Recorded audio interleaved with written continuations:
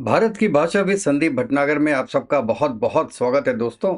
आज हम बात करेंगे कि स्ट्रेटेजिक म्यूचुअल डिफेंस एग्रीमेंट की, जो इस वेंसडे को साइन हुआ है सऊदी अरेबिया और पाकिस्तान के बीच में। अच्छा, उसकी वर्डिंग्स पे आप ख्याल रखिए। एग्रीमेंट कहता है कि any aggression against either country shall be considered an aggression against both। अब यहां पे उन्होंने किसी देश का नाम नहीं लिया है। ये बेसिकली एक नेटो स्टाइल अटैक है कि attack on one is equal to attack on both. ये लैंग्वेज पाकिस्तान में एक बहुत डिप्लोमेटिक विक्ट्री की तरह देखी जा रही है और पाकिस्तान इसको इंडिया के अगेंस्ट में एक अपनी स्ट्रेटेजिक डिटरेंस मान रहा है। इसकी पोल खोलते हैं दोस्तों आज। सबसे बड़ी बात तो उन्होंने ये नहीं बोला है कहीं पर भी कि अगर एक पार्टी ने दूसरी पार्टी पे अटैक किया तो क्या दूसरे पे अटैक तो माना जाएगा, लेकिन क्या सऊदी अरेबिया थर्ड कंट्री पे अटैक कर देगा कि नहीं करेगा, ये क्लियर नहीं है भाई साहब हमको। सऊदी अरेबिया पे अटैक माना जाएगा, लेकिन सऊदी अरेबिया उस पे अटैक करेगा कि नहीं करेगा ये किसको पता है। सोचिए कि इंडिया और पाकिस्तान में फिर ऑपरेशन सिंदूर 2.0 हो जाता है, फिर कॉन्फ्लिक्ट हो जाता है। अच्छा, पाकिस्तान की हालत तो वैसे ही खराब है। अब वो क्या करेगा? जो रॉयल सऊदी एयरफोर्स है उसके पास F-16 है, एरो फाइटर है, टाइफून्स है। उनको लेके क्या वो इस्लामाबाद की मदद करेगा? पाकिस्तान को ये सपना सच लग सकता है डिफेंस एग्रीमेंट के बाद, लेकिन अगर आप ग्राउंड रियलिटी देखिए और सऊदी अरेबिया की प्रायोरिटीज देखिए तो भाई साहब ये कुछ और बोलती हैं। और मैं ऐसा मानता हूं कि ये जो पैक्ट है ये एक्चुअल में एक पॉस्चरिंग है और ये इंडिया से ज्यादा इजराइल की तरफ देख रहा है। और यहां पे इसमें पाकिस्तान की बेसिकली हार हुई है, बिकॉज सब कुछ ले लिया सऊदी अरेबिया ने। सऊदी अरेबिया के दुश्मन बहुत हैं, पाकिस्तान का तो एक ही है। वहां पे इजराइल भी बैठा है, यमन भी बैठा है, इराक भी बैठा है। क्या सबसे लड़ेगा? कल को आपको पता है ईरान और प्रॉब्लम चली रही है, ईरान और सऊदी अरेबिया की। तो अगर ईरान ने कुछ कर दिया सऊदी अरेबिया पे तो पाकिस्तान क्या करेगा? ये आपका ईरान के ऊपर अटैक कर देगा क्या? एक बार सोच के देखिए ये। और देखिए, बेसिकली पाकिस्तान और सऊदी अरेबिया के बीच में ये इनफॉर्मल डिफेंस का रिश्ता बहुत पहले से रहा है। ये 8 दशकों पहले का है, 80 साल पहले का। कि ये वाला जो अभी हुआ है वेंसडे को कल, ये केवल उसको फॉर्मलाइज करता है। और ये एक तरीके का, मैं कहता हूं कि पाकिस्तान और सऊदी अरेबिया के बीच के जो रिश्ते हैं उनको भी थोड़ा सा रिसेट जरूर करता है। अब हम बात करते हैं what the deal means for India. देखिए, मैं ये कह रहा हूं और एग्रीमेंट भी ये बोलता है कि इस एग्रीमेंट का मतलब ये नहीं है कि सऊदी पाकिस्तान के लिए इंडिया से वार कर देगा, क्योंकि ग्राउंड पे जो रियलिटी है वो कुछ और बताती है। और जैसे ही ये पैक्ट साइन हुआ है, सऊदी अरेबिया ने तुरंत इसको बोला कि इसको इंडिया की टाइज से अलग देखा जाए। इंडिया के साथ we have more robust ties than it has been before. ये एक सीनियर सऊदी ऑफिशियल ने रूटर्स को बताया था कि the agreement is not a response to specific countries और specific events. Our relationship with India is more robust than it was before. We will continue to grow this relationship and seek to contribute to the regional peace in whichever manner we can. तुरंत बाहर निकल के बोल दिया। अब आप एक बात बताइए दोस्तों, अगर यहां इंडिया पे कोई फिर से आतंकी हमला हो जाता है, बॉम्बे टाइप सिचुएशन आ जाती है, तो क्या सऊदी और इंडिया ने पाकिस्तान पे अटैक कर दिया, तो क्या सऊदी अरेबिया आ जाएगा पाकिस्तान की तरफ लड़ने के लिए कि हमने पैक्ट साइन किया हुआ है? वो ये नहीं देखेगा कि पाकिस्तान इंडिया में करा क्या रहा है। पाकिस्तान ने पिछले 75 साल में इंडिया में कितनी आतंकवादी घटनाएं की हैं। क्या उन्होंने अभी जो परसों का एक वीडियो है, क्या नाम है, कश्मीरी इलियासी, उसका नहीं देखा? वो बहुत क्लियरली बोलता है कि हम दिल्ली में गए, हम बॉम्बे में गए, हम पहलगाम में गए, हमने सब कुछ किया गवर्नमेंट के लिए, आर्मी के लिए, लेकिन आर्मी ने हमारे आका को अकेला छोड़ दिया। वो आपका जो था महमूद को, तो क्या वो देख नहीं रहा? और दूसरा, सऊदी अरेबिया इंडिया का 4th लार्जेस्ट ट्रेडिंग पार्टनर है और दिल्ली रियाद के लिए 2nd लार्जेस्ट पार्टनर है। अभी 24-25 में जो बायलैटरल ट्रेड अगर आप देखें तो इट इज अराउंड 42 बिलियन। दोनों, ये सऊदी अरेबिया और इंडिया के बीच में जो संबंध है, ये इकोनॉमिक तो है ही, साथ में ये सोशली सोशियो कल्चरल भी हैं। और वहीं अगर पाकिस्तान का आप देखिए ट्रेड विद सऊदी अरेबिया, तो मुश्किल से इट इज $3 to 4 बिलियन। तो ये तो पॉसिबिलिटी बहुत बहुत बहुत कम है कि सऊदी अरेबिया इंडिया के अगेंस्ट जाएगा और इंडिया के अगेंस्ट हथियार उठा लेगा, उसकी संभावना उससे भी कम है। और मैं तो ये कहता हूं हथियार उठा भी लिए तो ये गल्फ नेशंस वाले जो है ना, जो उनकी पब्लिक है, पब्लिक ही इनके अगेंस्ट हो जाएगी, वो इंडिया के साथ मिल जाएगी। वहां सऊदी अरेबिया में कत्लेआम हो जाएगा और वहां पे गवर्नमेंट चेंज हो जानी है।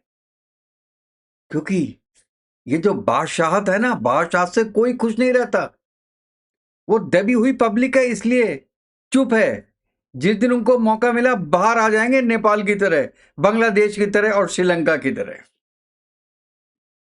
यहां पे जो सिग्नल है इसमें, ये केवल इजराइल के लिए है।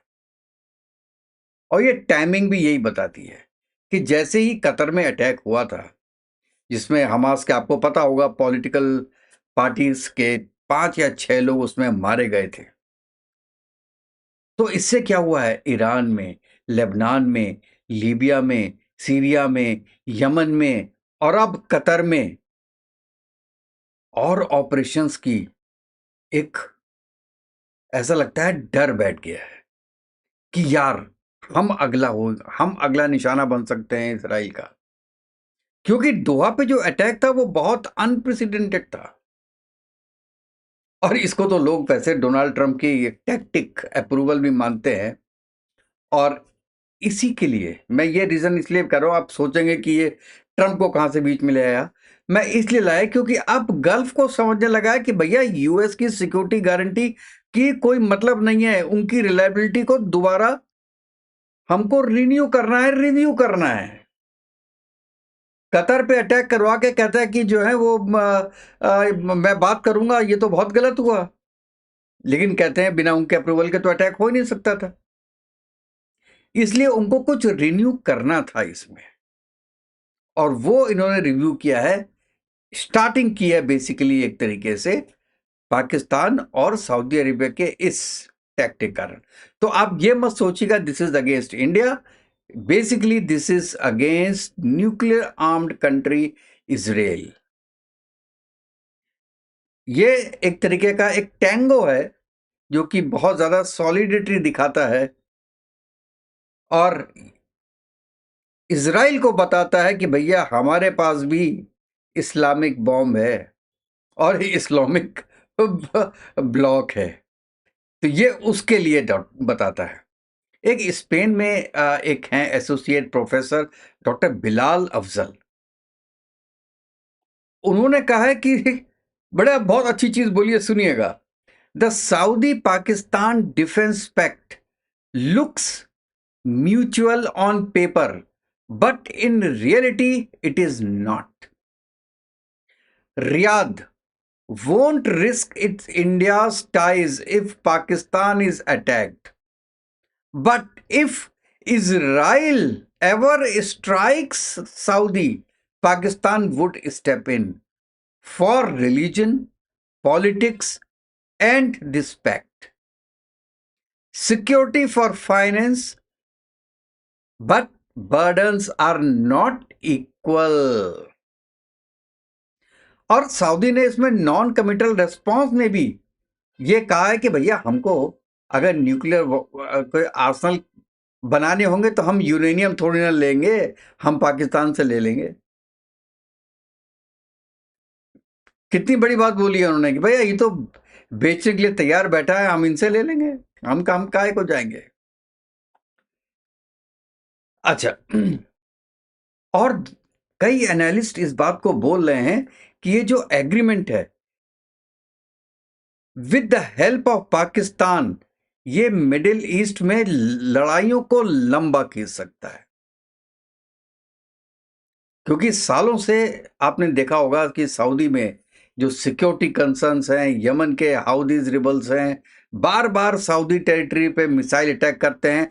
अब क्या होगा कि ये जितने भी हौतीज हैं, हिजबुल्लाह है, ये अगेंस्ट पाकिस्तान को इनके अगेंस्ट पे लड़ना पड़ेगा और इनको सपोर्ट प्राप्त है ईरान का।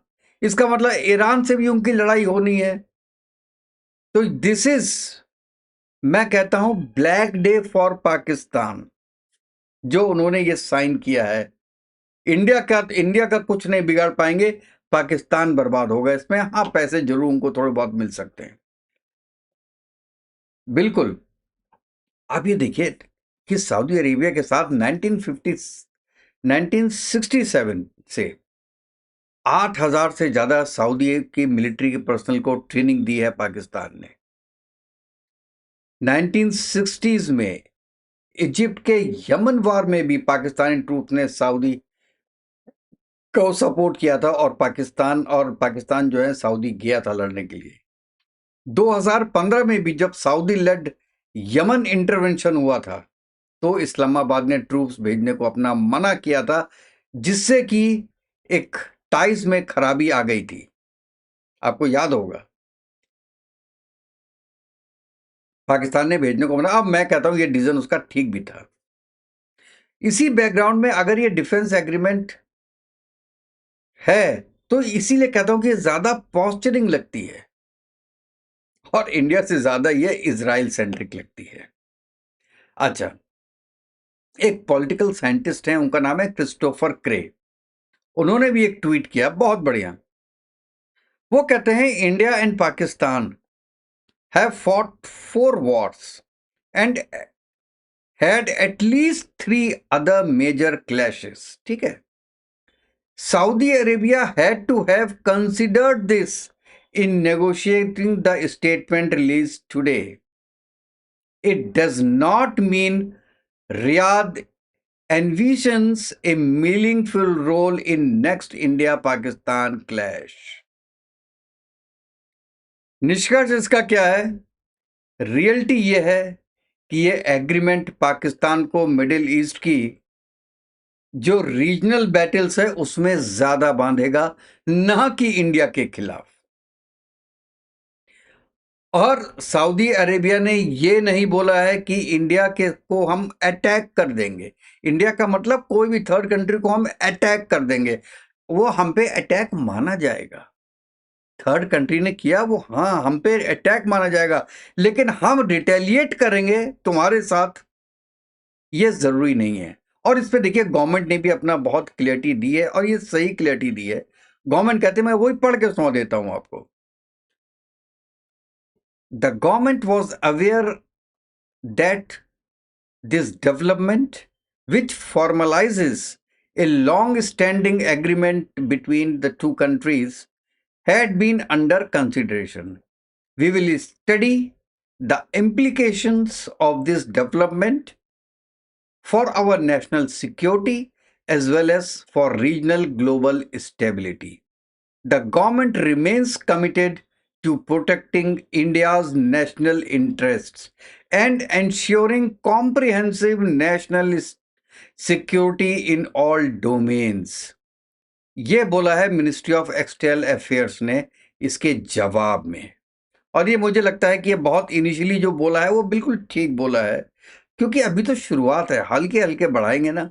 और अब मेरे ख्याल से इंडियन गवर्नमेंट को सऊदी गवर्नमेंट से भी बात करनी चाहिए कि इन द केस इंडिया पे कोई बहुत बड़ा अटैक होता है फ्रॉम पाकिस्तान, पाकिस्तान आर्मी तो करेगी नहीं, ये अपने टटपूंजियों से, आतंकवादियों से, अपने साथियों से कराएंगे। तो अगर वो होता है तो आप क्या करेंगे? आप ऊंट किस करवट बैठेगा?